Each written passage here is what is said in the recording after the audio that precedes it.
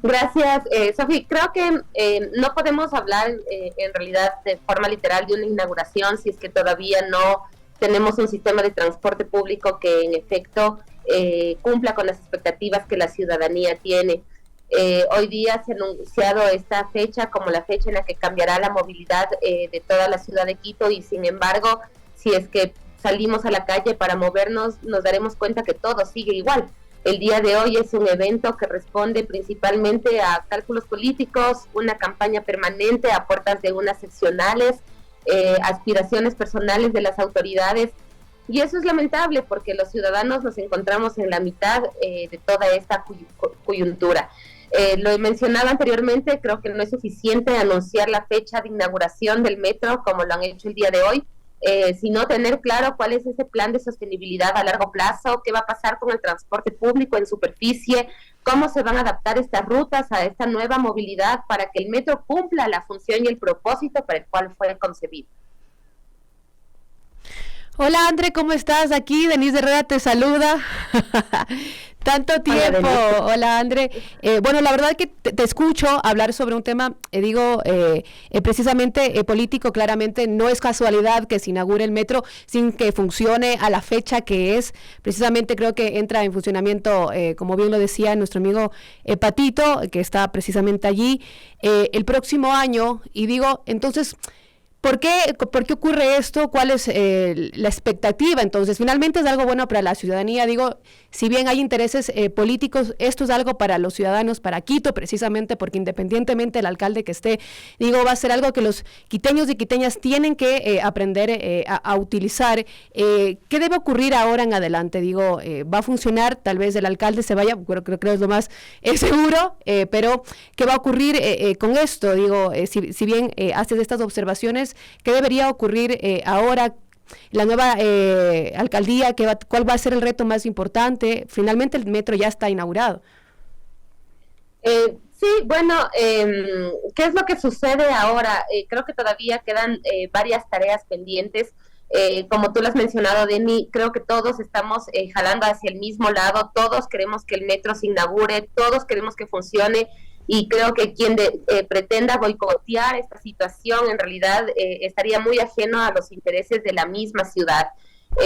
Sin embargo, hay varias tareas pendientes y creo que ese es el compromiso principal de las autoridades y no solo las que están ahora, sino de aquellas que ya han anunciado sus candidaturas y que se encuentran precisamente en este momento en una campaña ofreciendo esos cambios que tanto anhelamos para la ciudad. ¿Qué es lo que requerimos para que el municipio, para que el metro principalmente cumpla con ese propósito? Es que no solo que se inaugure, sino que el metro cumpla primero con los protocolos de seguridad que debe cumplir para la entrada en funcionamiento. ¿Qué va a pasar estos días? Que lo que vamos a hacer es, bueno, que la gente entre a las estaciones, conozca si es que hay un incidente o accidente dentro de la estación. Esperemos que en efecto el operador que en este momento esté contratado tenga ya la póliza de viaje para resguardar la integridad de las personas que van a querer conocer las estaciones estos días. No se trata solo de inaugurar la fecha, sino precisamente de cumplir con esos protocolos y esas exigencias que requiere la puesta en marcha de este tipo de sistemas. Personalmente creo que marzo sigue siendo una fecha muy ambiciosa. Hay varias tareas pendientes, no solo de la obra entiendo que se entrega ya en el mes de marzo, pero a partir de esa fecha es que se puede iniciar una preoperación. Creería que tal vez para el mes de mayo o junio podremos hablar ya de una operación comercial y eso quiere decir que tenemos un corto tiempo para adaptar principalmente el transporte en superficie, hacer que las rutas del transporte convencional se conecten con las estaciones del metro de Quito, de tal forma que la gente también empieza a modificar sus hábitos de movilidad, sus patrones de movilidad, que nos acompañan al menos los últimos 27 años, que es el tiempo que el trolebús viene funcionando en la ciudad y que en efecto modificó toda esta dinámica de la movilidad. ¿Qué es lo que Andrea, lo que tú estás diciendo es que esto no está listo todavía y se lo puede hacer tan rápido. Mira que hay un mensaje que nos dice, se sabe si ya funcionará en marzo un sistema integrado de transporte, podremos utilizar el mismo pasaje para tomar el corredor central norte, por ejemplo, nos subieron el pasaje con ese pretexto, es lo que dice un usuario. Qué importante lo que menciona Sofi, porque El sistema integrado de transporte conlleva que todos los subsistemas de transporte público, es decir, el trolebús, la ecovía, el corredor central norte, los buses convencionales y el metro de Quito, como un solo sistema, trabajen de forma integrada, mancomunada y se alimenten entre sí, garantizando esas interconexiones para los ciudadanos. Y como lo he mencionado, esa ha sido casi la condición que nos han puesto precisamente para aprobar el alza de tarifa. Pero lo único que se ha trabajado en este momento es en la instalación del sistema de recaudo del metro de Quito, que posiblemente en el mes de marzo ya funcione para que en el metro puedas ingresar con la tarjeta, pero esa tarjeta no nos va a funcionar para tomar los buses en superficie, porque en este momento los operadores todavía no han trabajado en eso. Pese a que han existido propuestas, todavía no hay una posición o una directriz clara por parte de la autoridad. Creo que la Secretaría de Movilidad lleva adelante importantes esfuerzos para que esto ocurra, pero lamentablemente todo este proyecto y todo lo que conlleva la adaptación del sistema de transporte público se ha visto envuelto en esta pugna política desde que Yunda fue alcalde, con el cambio de alcalde ahora, se han anunciado estas fechas que no responden a un criterio técnico. Entonces, creo que el compromiso de las autoridades en este momento es que logren avanzar lo que más se pueda, emitir políticas públicas además que prioricen el transporte público y que dejen de dar tanto beneficio al vehículo particular, porque caso contrario el metro tampoco va a alcanzar la demanda proyectada bajo la cual se construyó este proyecto, y eso genera otro riesgo, la seguridad. ¿Qué pasa en un sistema subterráneo que no tiene la suficiente demanda? ¿Qué pasa dentro del túnel? Nos vamos a ver expuestos a otras incidencias, y creo que el inicio de la operación es clave precisamente para evitar estos problemas al mediano y largo plazo.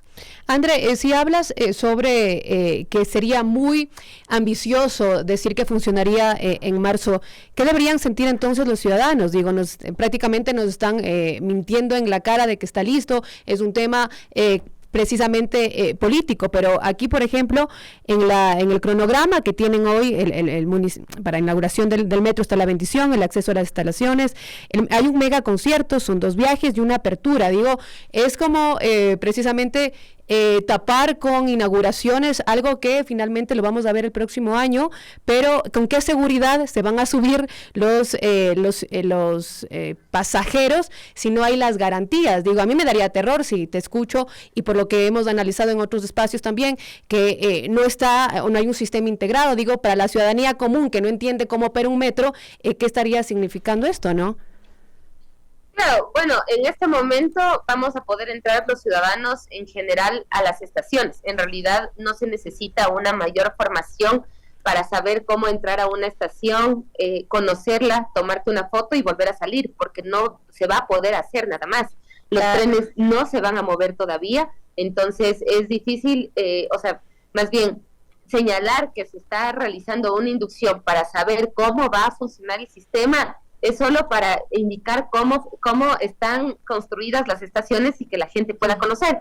Y está bien, la ciudadanía cuando ingrese se va a dar cuenta que esta es una mega obra, que tenemos además que cuidarla, porque por los siguientes 20 años el municipio de Quito va a tener que pagar esta deuda hasta el 2043, y creo que es parte de ese compromiso ciudadano de poder cuidar lo que estamos invirtiendo como ciudad, dejando de lado otro tipo de proyectos.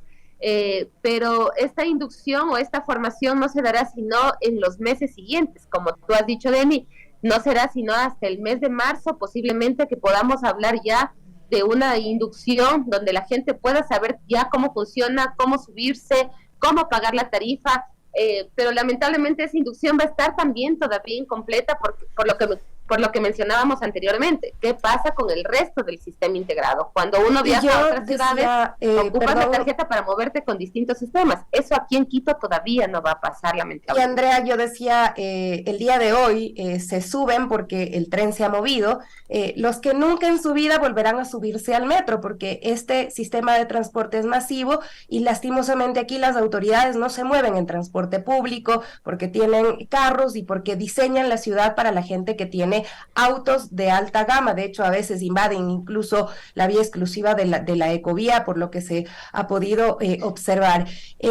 ¿Esto qué implica si es que en realidad se quisiera tomar decisiones con respecto a la movilidad, con el tema del pico y placa, con el tema de cambiar ese chip del uso del transporte del auto privado a el metro de Quito y los otros sistemas que estarían anclados? Mira, Sofía, hay un dato súper interesante. Tenemos en el imaginario que del 100% de viajes motorizados, el 70% se realiza en transporte público. Al cierre del 2022, como producto además de la pandemia que acabamos de pasar, ya no es ese 70%. Actualmente es el 51% de viajes que se realizan en transporte público porque la gente ha optado por moverse de otra manera que no necesariamente es la bicicleta o la caminata. Son vehículos particulares porque al mismo tiempo existieron estos anuncios de que en Ecuador se ha batido récord en la compra de vehículos. Entonces, ¿por qué? ¿Qué sucede? Como tú lo has dicho, no hay una política pública clara que priorice el transporte público, que mejore el espacio público para los peatones, mejorar, por ejemplo, las estaciones alrededor, el espacio público alrededor de las estaciones del metro. No es asfaltar la vía por donde pasan los vehículos, sino crear más bien circuitos peatonales para que la gente pueda llegar a esas estaciones, y eso tampoco está listo todavía. Invertir, por ejemplo, yo les mencionaba que los siguientes 20 años el municipio está endeudado con este monto grande, cerca de 2.000 millones de dólares que debemos pagar hasta el 2043. Entonces, ¿qué priorizamos? Necesitamos priorizar aquellos proyectos que requieren una menor inversión y que pueden traer mayor beneficio, mejorar los circuitos peatonales, el espacio público, extender las ciclovías, por ejemplo, no facilitar la circulación vehicular. Pasamos de la medida no circula a un pico y placa que permitió que la gente se relaje un poco más respecto del uso particular, y ahora todos vivimos este caótico tráfico que está apelando a la paz de la ciudad como tal. El metro de Quito va a tener un pico de demanda seguramente porque todos vamos a querernos subir al metro, todos vamos a querer conocer, pero cuando esa demanda se estabilice, el primer año teníamos que no se va a llegar siquiera a los 130,000 pasajeros. Eso es mucho menos de la mitad que se tenía previsto para la operación de este proyecto. Y eso que genera no solo temas de inseguridad para los usuarios dentro del sistema, sino que el subsidio incluso va a ser mayor por parte del municipio porque no va a haber suficientes pasajeros para poder solventarlo con el pago de la tarifa.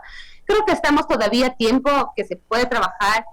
Creo que como ciudadanos debemos hacer un llamado principalmente a las autoridades que van a venir en lo posterior, a quien se va a posicionar como alcalde o alcaldesa en el mes de mayo, para que se tomen medidas efectivas que nos permitan en efecto mejorar la calidad de vida de la gente, priorizar el transporte público, garantizar los ingresos de la ciudad para el transporte público, para que esa mayoría pueda también ingresar a los servicios que la ciudad ofrece. Pero es parte de un plan integral. Por eso no es suficiente anunciar hoy la inauguración con bombos, platillos, conciertos, sino también medidas que le den esta sostenibilidad para los siguientes 100 años al metro de Quito.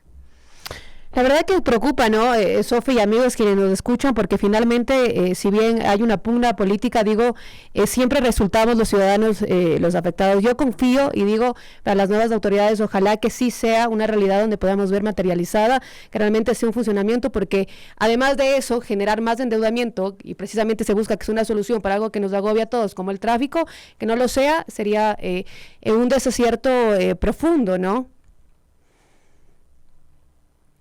Sí, en efecto, así es. Como lo mencionaba, las políticas públicas que emanan desde el municipio, creo que el gran problema de todo esto es que han dejado que el proyecto se vea envuelto en toda la coyuntura política que lo ha envuelto. No es la primera inauguración que se hace con el alcalde Rodas, ya hubo un viaje inaugural, y como Sofía lo mencionaba hace un momento, quienes asisten a estas inauguraciones, al viaje inaugural de Rodas, a la bendición del alcalde Guarderas, son las autoridades, las personas que el día de mañana no van a necesitar tomar el metro de Quito. Entonces, quienes sí son usuarios del servicio de transporte público se quedan ahí en la expectativa del anuncio de fechas, de eventos únicamente para satisfacer cálculos políticos, pero sin una respuesta efectiva respecto a la mejora de la movilidad.